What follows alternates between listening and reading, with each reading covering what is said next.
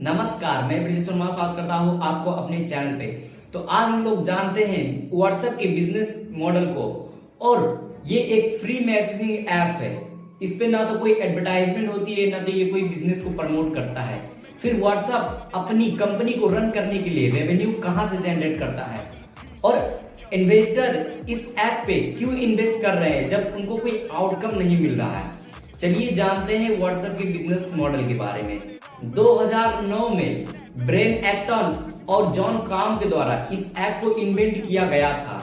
इस ऐप को इन्वेंट करने का मेन पर्पस था कि स्टेटस को शो कैसे करना, यानी कि जिस टाइम आप बिजी हो और आप कोई कॉल और मैसेजिंग नहीं उठा और टाइप कर सकते हो, उस टाइम आप अपने फ्रेंड्स को या फैमिली मेंबर्स को कैसे इन्फॉर्म करोगे कि आप किसी वर्क में बिजी हो। इस पर्पस के लिए बनाया गया था।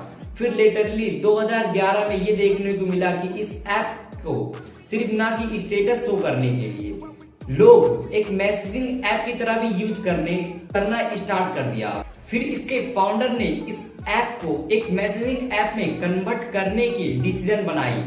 उस वक्त सिर्फ टेलीफोन्स कॉल्स ही होते थे और मैसेजिंग करने के लिए टेलीफोन्स का ही यूज किया जाता था और वो बहुत हाई कस्ट पे पड़ता था।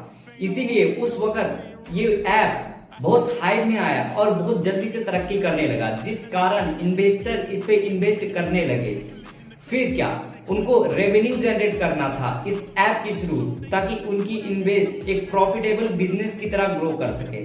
क्योंकि इसके फाउंडर ने इसको एक बिजनेस मॉडल की तरह दिया ही नहीं था, ये सिर्फ था लोगों की स्टेटस और लोगों की वेलफेयर के लिए बनाया गया था। फिर लेटरली 2015 में इसको नजर पड़ी मार्क जुकरबर्ग का, जो फेसबुक के फाउंडर है। व्हाट्सएप जिस तरह से ग्रो कर रहा था उस तरीके से ये शायद फेसबुक के मैसेंजर को भी फेल कर सकता था, जो एक बहुत बड़ा घाटा झेलना पड़ सकता था फेसबुक के ओनर को। इसीलिए उस टाइम इस ऐप को अप्रोक्सीमेटली $19 बिलियन में खरीदा गया और उसके बाद ये मार्क जुकरबर्ग के अंडर हो गया।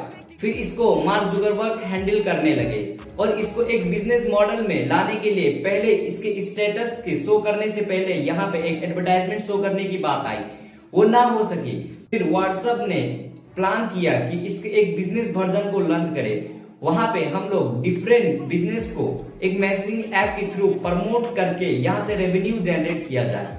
बड़ी बड़ी कंपनियां जिसके मिलियंस और ट्रिलियंस ऑफ यूजर हैं, उसको इन लोगों ने 24 आवर के अंदर जो इन लोगों का ट्रांजैक्शन हुआ तो वो at the free of cost है। उसके बाद इनको कुछ पैसा पे करना पड़ेगा।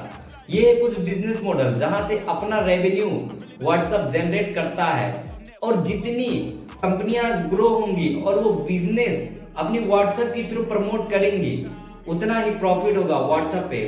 व्हाट्सएप का बिजनेस मॉडल कुछ इस तरीके से है, जिससे कि व्हाट्सएप अपनी अर्निंग करता है through the multinational companies and big industries. Thanks for watching. Please like and subscribe my channel.